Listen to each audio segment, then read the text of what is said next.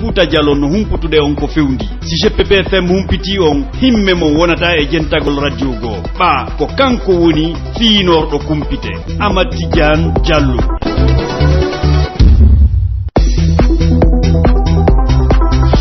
Musuɓeɗe ɓe 97.2 kwati konta o sengo koleto ɗum koye nder tugue e wi computa lewtongal men ngal ko fanyitere woni ko futti e ore nayyi sappo e nder ɗin jettatiji ɗin ko ɗo woni ko lajje mo nguuɓi hajo wattete sokkeje mon ka nder computa men ɗo faltinogade ko tenen jettati novembre 2021 musuɓeɗe ɓe 97.2 ɗon kujja weltana ko tawde on suuɓi kala du GPP FM computa en ko kadi on falja jogue ko jogui ɗon ɗon ka jokkitagol hunnorre ɗem aray kande leydi men ko seedi a woni ko jitti ɓittinagol lardiɓe leydi laguine nin ka sa yon fewndide konto fewda e kon ɗum jokkuɓe politique ɓe woni ko jaabi ɗen eɓɓoje mabɓe ko fewti yaggingol lardiɓe nini leydi ɗum kadi wattete e sokkeje mon siari ka kawto men sengo ara Sierra Leone to ardi ɗo leydi mabɓe ndin ɓawto computer ko ɓatti temmeɗe yimɓe no heddi ɗum ko tippude aray ko sitteno al fetti ton ɗum noon are ko aɗon nongal sansi arde leydi mabɓe ndi yitti Diallo mum kum o yititi ka leydi mabɓe toon fi ƴewtagol wonata ko jama makko ka jananide sengo franci to ko fureji tati ɗum ko jamaji no e alpinisde mana ƴayɓe pelle woni ko yiita ɓawtore ko ɓe hetta musidɓe ɓe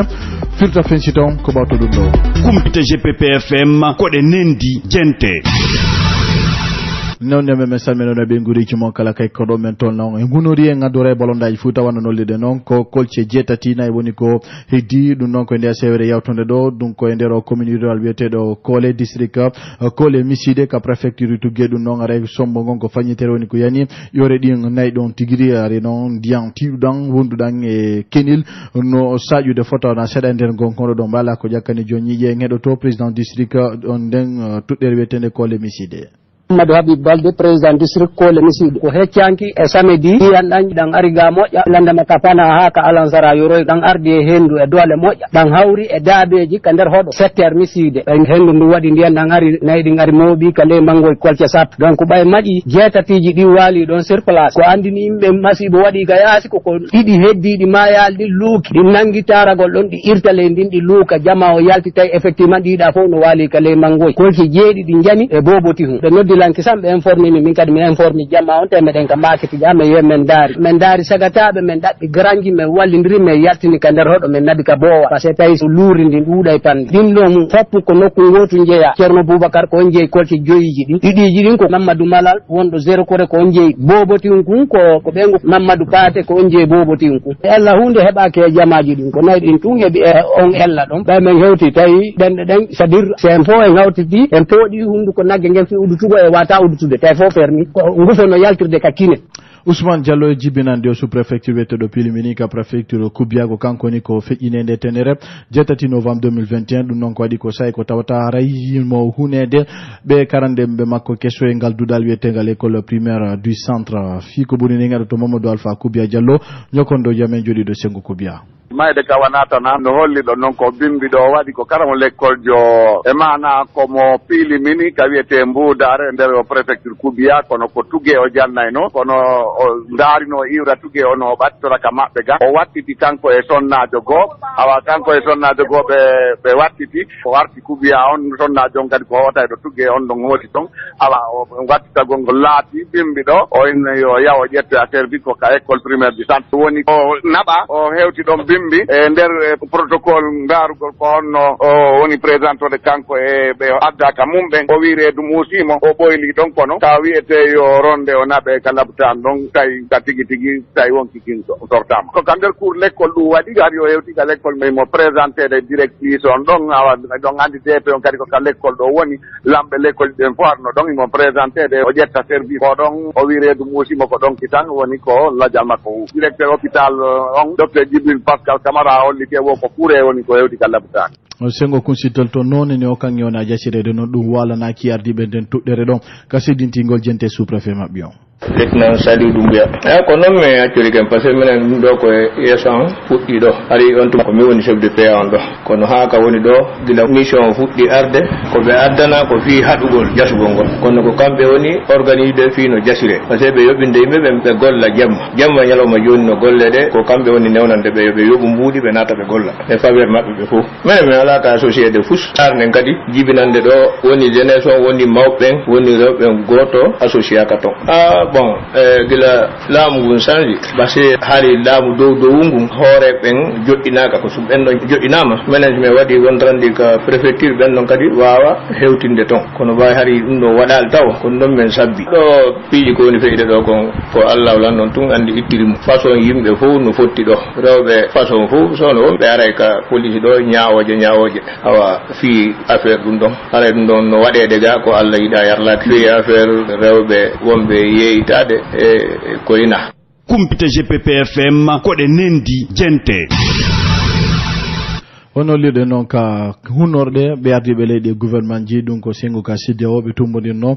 e nde alatire 7 novembre 2021 sengo Accra ɗum ko ndendi leydi Ghana e nder ɗum noon haray ko fi leydi la Guinée e leydi Mali ndi wonno ko kayɗi jimon hewtinaka hoore tabal nder ɗum haray ɓen do tawdaɓe nden fedde ɗon ɓe ɓittino eɓɓoje fi ɓurtugol ɓittinangol yaggina ɗum ko ɓe tedda paɗe ɓe ardiɓe nini ɗe leyɗi ɗo o ɗiɗi en andintine tun e nder ɗum kadi ɓe landitino ɗo wondema yo professeur Alpha Condé on yo wawe accitede ko ɓuure e yawde e kadi haray ɓe dari dankara ni yo wotede wawa wadde ka leydi la Guinée ɗo e nder ko yatta lebbi jeego Sadou Belabari fi ko fewti leydi men la Guinée ndi ɓe ñinnuno ɗon eɓɓoje yettano ɗum e sayji yawtuɗuɗi fi ko fewti leydi men ndi ɗum noon ko sutugol kenente tawdegol leydi la Guinée ndi e caldi buy kañum CEDEAO ko watti e ɗum ko accitugol Alpha Condé tongana ardinaɓe leydi la Guinée ndu yilagol e wuri wengugol jawle maɓɓe ɓen tintuduɓe inde CEDEAO landitino ɗon kadi eɓɓore ko fewti waɗugol wote ko ɓuri e yawde kaɓe jonni wuri happu mo lebbi jeego ko woni tun hiɓe anditi wondema fijiɗi no wawi so tawi sotti seeɗa la Guinée ɗum hino sellira o bukku mo weɓiti kañum CNRD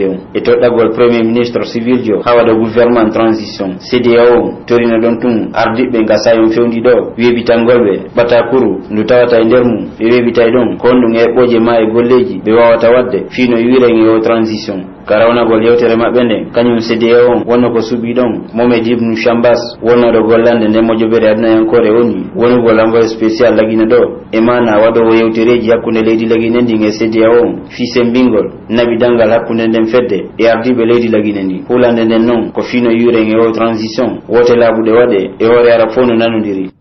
nder ɗum noon haray ka landitago kono jokkuɓe politique ɓen wawi jaɓɓitorde nden eɓɓore ɗon mais nden ɗo duno addi ɗo parti wiyeteɗo Guinée moderne ɗum ko Ceerno Yaya Diallo heɗemo e mana ɗen ɗo duno kanko cene suri soade jentodeɓe biñande 2 septembre yawtuɗo jamaji ɗin ka leydi la Guinée woni ko hetti hoore mum ɓawto laamu professeur Alpha Condé honcinede mandini o ardiɗo nde mo joɓere politique Guinée moderne Ceerno Yaya Diallo holli président fewndinoɗo ɗon on Alpha Condé hari o respecta sariyaji développement leydi sariyaji droit de l'homme Guinée en jo hari hay e goto wona en sécurité e nder la Guinée Guinée sa naɓida e makko ma ɗum a jaɓɓali politique makko amara opportunité no wawi wasi tawi ko akkoɗo ka nder leydi ɗo e nde alatire 7 septembre 2021 nde mo joɓeri CEDEAO wonno kadi ko ɓe tintidi fi landitagol accutugol Alpha Condé kono wi Ceerno Yaya Diallo Alpha Condé hino hani heddade ka nder leydi men fi ɓuttugun eno nde tayre ɗo feƴƴira no haniri hande CEDEAO no faala yen accutumo o yaha e leydi go personnellement mi sikka ɗum ɗon ko décision moƴƴo non si Alpha Condé yalti leydi ndin fewndo ɗo c'est un danger et c'est un risque et processus de transition o to hikkori o himo wawi empêche de transition o yo feƴƴi correctement Alpha Condé wona e nder kaso woni menen me yawno ka DPG ka maison centrale meɗen andi ko honno kaso wayi kaɓe landiti wuren ɓe cuuliɓe laamu ngu tawata ko ardiɓe ko colonel Mamadi Doumbouya joggagol Alpha Condé hoore no haniri fi ka say jeeroyadi yo tintide ka yeeso leggal o yewta jamaji ɗin ko honno o ardori leydi la Guinée ndin innugol accita e Alpha Condé yo yahu e leydi go ça va être un danger pour la Guinée mi golli les Nations Unies plus de 17 ans mi golli e leyɗe ka coup d'état ji waɗi e ka transition ji waɗi comme le Rwanda e Mali e gouvernement de transition on assure communauté internationale on et CEDEAO que il est dans les bonnes conditions. De Alpha Condé no doit andinde Guinée be ben fop ko honno gériri leydi ndi. Ende yontere yawtude do RPC Arc-en-Ciel on wonno ko be nodditi wo lawinda en kata kunde mabbe fi yewtugol no muradi politique dim fewndori e wiyo mo men dendori do e mum ben no doit repondude yeso saria on ko honno e nabiri leydi ndi ha fewndo do menen ko dum men habbi yo be cadre be RPG fo wade menen me de recommandi yo parti on suspende fi au minimum 5 ans.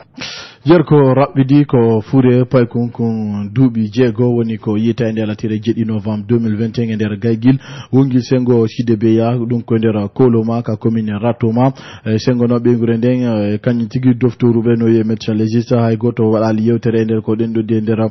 be ka guinematin.com fino jama faltora ko ni somo ko bini la jal ko pay kono yanditine to fure Mamadou Bobo Diallo wattano e sokke je be ngure makko ne bawtore ko taska fiye ben wattino mo ka jokkitagol computer men sengo man janato ko sonnajo woni ko heddi batane jibingol dum non ko bawtare ko redu musimo ye ka nyawndirowo fina tawa fi dabbugol lekki Aïssatou Javier Diallo ewi kumpitangal ka sakkitorum wonno ko on sonnajo jibbini boboɓe tato kono lajal makko wonno ko huuɓi ɓawto o firtade ɓe boboɓe ewi kumpite heɓorde ɓe ñokondoɓe amen ɓe guinematin.com tenen keyta komo duuɓi 13 jeeyaɗo ka wiyeteɗon balandu e nder o district Kondianakoro eɗe balɗe yawtude hari mo wullitade musureedu ko ɗum waɗi si nde alkamisare yawtude wonno ko yiwi ka hoɗo maɓɓe o yehi ka gorko ñawdirowo fina tawa nantuɗo inde fota ka wiyeteɗon Dunukolo hari mo wondi e miñan modi makko ɓawti ɓe hewtude taw ñawdirowo fina tawa tenen keyta wonno ko ndiyam fusimo taw jibingol makko woni ko hewti ko ñawdirowo fina tawa ɗon wonno ko wallitimo ha o lanni firtade wonno ko jibini boboɓe tato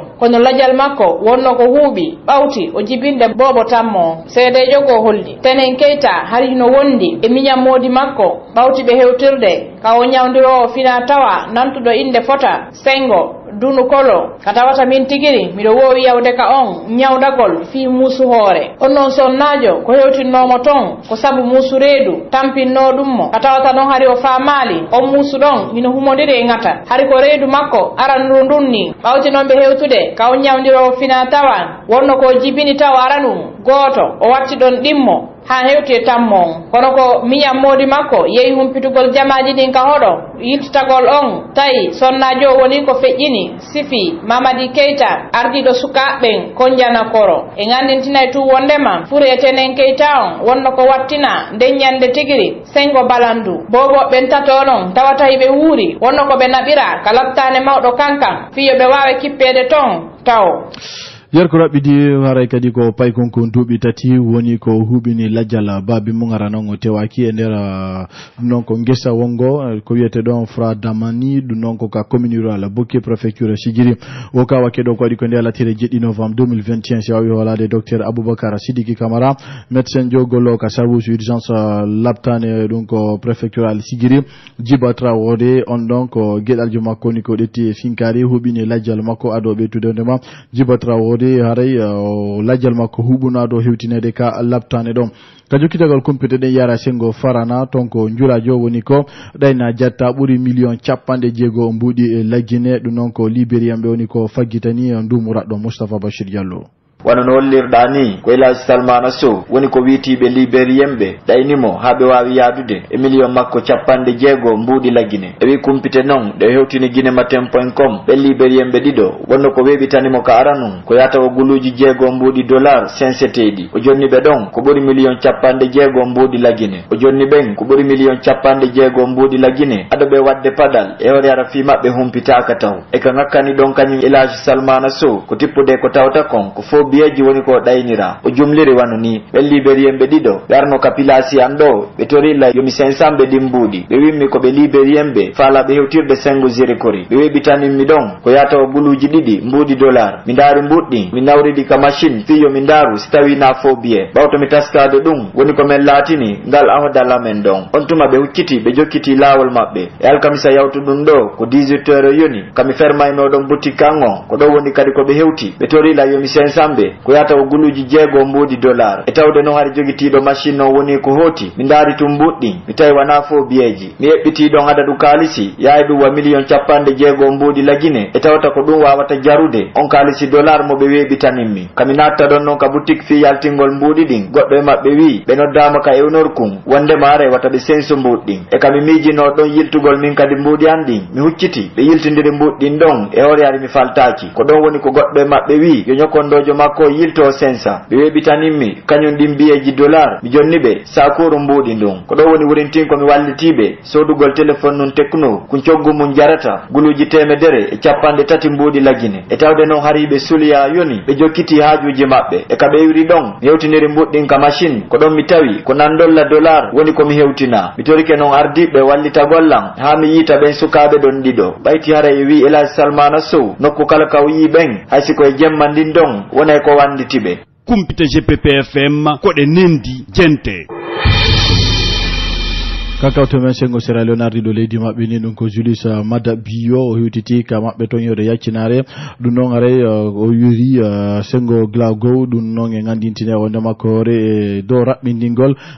jaalu makko wasino ko hewtingomo sengo Ghana o tawde ngal dental CEDEAO annitinede jumare kikiɗe 2 novembre 2021 ko camion citerne woni ko fetti ɗum noon aray wiya computangal koye nokkure tawta lusinjino ɗon photo na seeɗa nder Freetown ɗum tawta wonno sommo hubingol lajje yimɓe 97 ko sakkita humpitede ɗo hayso tawi buytama no sembiyondema no hasi do ko adadu jamaji heddi ɗin ɓeydo e nder ɗum kadi hollama ndema ko yatta temedere yimɓe wawno barmude ɗon ka jananiri ko fuure yimɓe tato ɗum ko alpinisme manaƴa ɓe pelle no ɗum ko faranciɓe wattu ko hatta woni ko ɓe yiita e ganditinde noon ɓe gattano wattu aray do ko neige on taƴi yani e hoore maɓɓe ɗum ko ka fello wetengo l'Everest e ganditine to wondema ko nde tenere woni ko fuureji maɓɓe ɗi yiita ko ɗo ka e fiyon e nder ko ɓeɗen noddi e police ɓen sengo on Nepal toon bolonda e Fouta ɗum ɗo mi yoɓani noon ka kiccide ɗo ko bamo sinji ko